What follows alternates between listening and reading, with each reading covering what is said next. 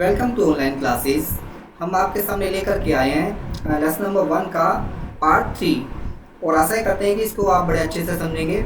और मैंने आप लोगों को जो पिछली वीडियो के माध्यम से मैंने आप लोगों को बताया था कि उस जो 3 दिन हैं उसके, तो 3 दिन के लिए वो कैसे कैसे उसने डिवाइड किया कि मैं 3 दिन यदि मुझे मिल जाएं और तो 3 दिन मिलने के बाद में जो देखना चाहूँगी वो कौन कौन सी और चीज़ें होंगी जो सबसे पहले मैं देखना चाहूँगी। तो वो सबसे पहले उसने बताया था पहले दिन वो देखना चाहती है कि जो सुंदरता है, जो खूबसूरती है, उस खूबसूरती को वो देखना चाहती है कि और वो ऐसी जो सुंदरता, मतलब जैसे सन है, जो सन फुल ऑफ द लाइट, ऐसा मतलब प्रकाश से भर जाता है, तो उस प्रकाश को वो देखना चाहती है। और दूसरे दिन वो क्या देखना चाहती है, दूसरे दिन वो देखना चाहती है कि वो जो म्यूज़ियम है उस म्यूज़ियम में वो चीज़ें वो क्या है, ऐसा वो जो वहाँ पर जो मैन की जो प्रोग्रेस है वो कैसी प्रोग्रेस होती है उस म्यूज़ियम में, उस मैन की जो प्रोग्रेस को वो देखना चाहती है। दूसरे दिन वो ये सब चीज़ें देखना चाहती है। और तीसरे दिन वो क्या देखना चाहेगी, तीसरे दिन वो देखना चाहेगी कि जो व्यक्ति हैं, जो व्यक्ति जो कार्य करते हैं, जो उनका मेन पर्पज़ है, जो उनको उद्देश्य है उनका, तो वो क्या करना चाहते हैं। तो तीसरे दिन वो उनको कहना चाहती है, जो वर्क करते हैं, करने के बाद में जो उन्हें सक्सेस मिलती है, सफलता मिलती है, उन सफलता को देखना चाहती है कि वो कैसे वो सफल होते हैं, कैसे हार्ड वर्क करते हैं, किस प्रकार से। तो इस प्रकार उन्होंने 3 दिन उसके अपने मांगे थे। तो चलिए आगे देखते हैं नेक्स्ट वीडियो में। इसमें तो हम थर्ड पार्ट लेकर के आए हैं, तो उसमें क्या आगे की ओर बताए हैं, चलिए देखते हैं। तो उसने आगे कहा कि फर्स्ट आई स्टैंड, क्या कहा उसने कि first I stand at a busy corner the merely looking at people that trying by the side of them to understand the something of their daily lives. I smile and I am happy. I see the serious determination and I am proud. I see the suffering and I am compassionate. देखिए उसने कहा कि first का मतलब पहली बार उसने कहा कि आई स्टैंड, मैं एक बिजी कॉर्नर की ओर मैं खड़ी थी और मैं देख रही थी वो एट पीपल, लोगों की ओर मैं देख रही थी जो trying the site of them, मतलब उनके दैनिक जीवन में जो आनंद, जो उसने कहा कि उनके दैनिक जीवन के कुछ समझने के लिए उनकी दृष्टि से कोशिश कर रही थी। मतलब वो ऐसा कहना चाह रहे हैं कि मैं उन लोग जो देख रहे थे, मैं उनकी ओर ऐसे देखने की ओर कोशिश कर रही थी कि जो उनकी दृष्टि है वो दृष्टि कहाँ जा रही है, कैसी हो रही है, किस प्रकार, तो मैं उन्हें देखने की कोशिश मैं उनकी कर रही थी। और जो डेली रोज़ाना यहाँ पे लिखा है अंडरस्टैंडिंग में कोशिश कर रही थी समथिंग, मतलब कुछ ऑफ देयर डेली लिव्स, कि जो डेली का उनका रोज़ाना का वो रहते थे वो कैसे किस प्रकार वो कर रहे थे। तो ऐसी स्माइल की मैंने देखा उनको मुस्कुराते हुए। एंड आई एम हैप्पी, मैं बहुत खुश थी। तो आई सी सीरियस, और फिर मैंने देखा उनको सीरियस भी देखा और डिटर्मिनेशन में, मतलब दृढ़ता के साथ में। एंड आई एम प्राउड, और मुझे गर्व भी हुआ कि आई सी का मतलब मैंने देखा उन्हें सफरिंग, उन्हें सहन करते हुए, उन पीड़ा को, सफरिंग का मतलब सहन करते हुए, उन दुख को। एंड आई एम कंपैशनेट, तो उसने कहा कि मुझे कुछ दिखाई पड़ रहा है और मैं करुणा से भय हूँ, मतलब मुझे करुणा है, मुझे दुख है। तो उन करुणा की वो बात कर रही है कि करुणा से मुझे क्या मतलब दुख है, उसे वो अपने दुख को बात कर रही है कि मुझे ऐसा दिखाई दे रहा है कि मुझे दुख है, मुझे उस दुख को मैं देख रही हूँ, मुझे प्रतीत हो रहा है उन लोगों में। तो फिर आगे वो क्या कर रही हैं, एट मिडनाइट, मध्य रात्रि में, द परमानेंट नाइट, उसने कहा would close in on me again. Naturally, in those 3 days, short days, I should not have seen all I wanted to see. Only when the darkness had again descended upon me should I realize how much I had left unseen. देखिए फिर उसने कहा कि eight midnight, midnight का मतलब था मध्य रात्रि में। तो मध्य रात्रि में परमानेंट का मतलब स्थायी हो जाना था, नाइट का मतलब था रात्रि, फिर दोबारा से ऐसी वुड क्लोज हो जाएगी इन वन मी अगेन, कि फिर दोबारा से मेरी जो रोशनी, आंखों की रोशनी वो सब दोबारा से चली जाएगी, क्योंकि मुझे केवल 3 दिन मिले होंगे और 3 दिन के बाद में जो मेरी आंखों का प्रकाश है वो बंद हो जाएगा, क्लोज हो जाएगा ऑन मी, मतलब मेरे लिए अगेन, मतलब दोबारा।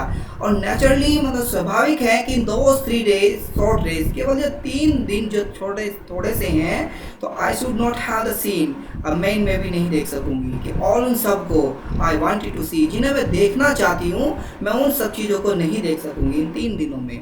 तो ओनली का मतलब था केवल, व्हेन डार्कनेस, केवल जब अंधकार, और एड अगेन, जब दोबारा से अंधकार जब आ जाएगा तो जो उतर जाएगा अपॉन मी, मेरे ऊपर ऐसा, और फिर मैं अंधी हो जाऊंगी, तो शुड आई रियलाइज, तब मुझे फिर एहसास होगा कि how much I had left unseen, कि ऐसा मैंने ऐसा मुझे एहसास हो जाएगा कि हाउ मीन्स क्या है, कैसा, अधिक में, मच का मतलब था अधिक, आई हैड लेफ्ट मुझे छोड़ दिया गया, अनसीन, अनसीन का मतलब था अनदेखा करते हुए, तो उसने अनदेखा करते हुए मुझे ऐसा ही उसमें छोड़कर चले जाएंगे।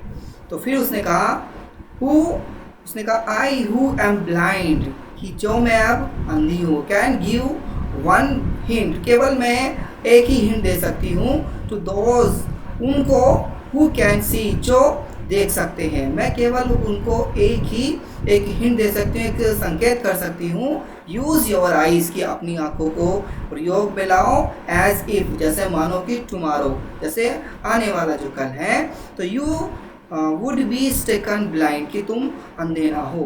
तो इस प्रकार वो कहना चाह रही है कि मैं जो अंधी हूँ वह उन लोगों को एक संकेत दे सकती हूँ कि जो देख सकते हैं वो अपनी आंखों का उपयोग करें। और जैसा कि कल आप अंधे हो जाओ, वही कहना चाह रही है। तो उसने कहा एज का मतलब था जैसे, आप अंधे हो जाओ, would you be stricken blind, यदि आप अंधे हो जाओ, तो एंड द सेम मेथड, तुम भी सेम मेथड अपनाना, जैसे मैंने मेथड को अपनाया है, तुम भी ऐसे मेथड को अपनाना।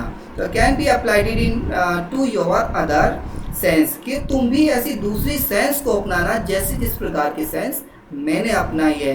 तो वो कहना चाह रहे हैं कि यदि मेरे जैसे मैं अंधी हो गई हूँ, पर मैंने कुछ सेंस को अपनाया, और सेंस अपनाने के साथ साथ मैंने वो अंधा होने का अपना जो एक अवगुण था, मैंने उसको गुण में परिवर्तन में बदल दिया।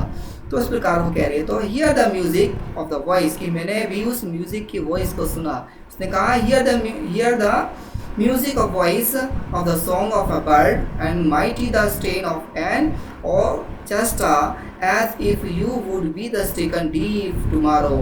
Touch each object as if tomorrow your tactile the sense would fail. Smell the perfume of the flower, taste with realize each morsel as if tomorrow you could never smell and taste again. Make the most of every sense glory in all facts of the pleasure and beauty which the world reveals to you through the several means of contact which nature provides. But of all these sense, I am sure that sight must be the most delightful.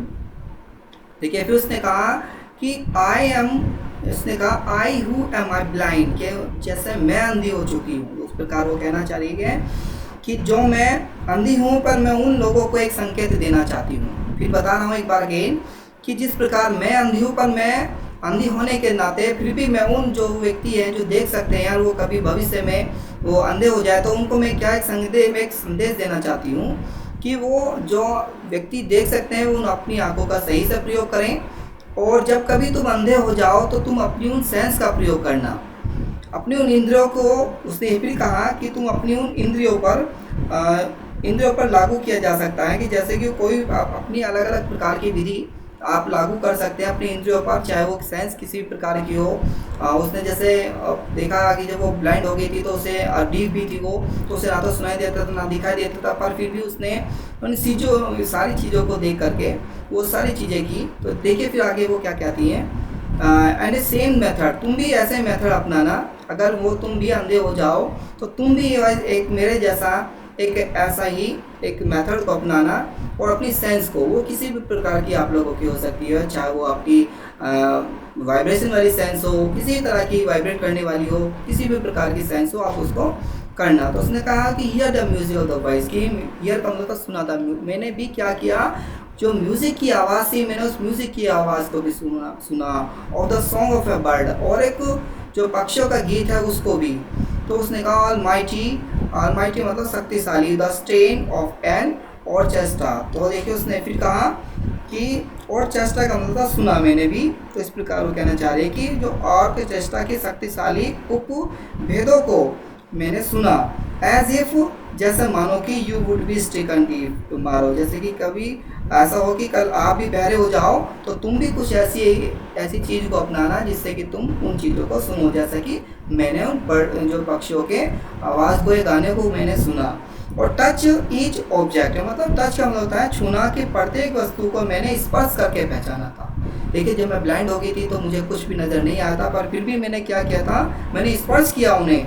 As if जैसे मानो, as का मतलब, as if का मतलब जैसे मानो कि tomorrow, जैसे कि तुम कल कभी ऐसा हो जाओ तो तुम भी ऐसे ही करना।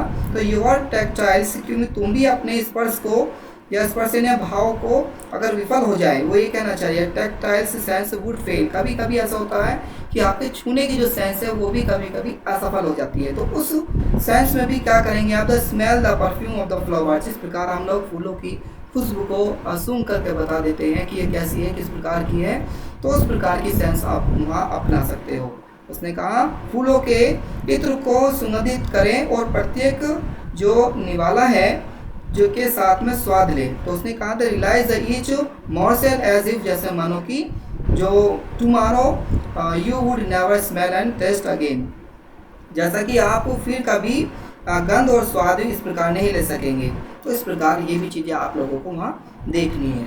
तो उसने कहा make the most of every sense, और प्रत्येक जो आपको ऐसी सेंस बनानी होगी, अपने एक ऐसा अर्थ निकालना होगा, अधिकतम ऐसे लाभ उठाने होंगे जिससे कि आपको ग्लोरी बन सके, ख्याति बन सके। इन ऑल द फैक्ट, उन सारे फैक्टों में जितने भी तथ्य होंगे, सब ऑफ द प्लेजर, जो खुशी के हो साथ साथ सुंदर, मतलब ये भी का प्लेजर एंड द ब्यूटी, और सुंदरता के साथ साथ सभी और पहलुओं के महिमा को, जिसमें दुनिया के आगे संपर्क के कई माध्यम से जो प्रकृति प्रकट की जा सके, जो प्रकट की जा सके, उन चीज़ों को यहाँ पर बता रहे हैं। तो उसने क्या कहा, the test with the realise को, ऐसे टेस्ट के साथ में उसको, स्वाद के साथ में उसको लेना चाहिए। कभी कभी क्या होता है कि जब हमारी जो सेंस है वो काम नहीं करती है तो हम उसमें क्या करते हैं, स्वाद लेकर के हम अपनी सेंस के अनुसार उसको बता सकते हैं।